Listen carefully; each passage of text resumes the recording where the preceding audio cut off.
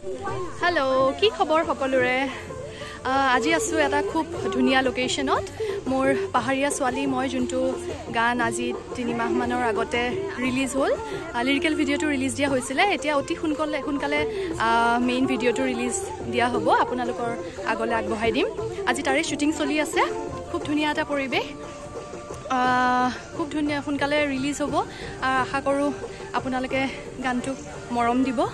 আৰু হেতু মোৰ জাহ্নবী দত্ত মিউজিকেল চেনেলতে পাব বাকি আজি দিনটোৰ কিছু মুহূৰ্ত মই দিবলৈ চেষ্টা কৰিম ঠিক আছে ধন্যবাদ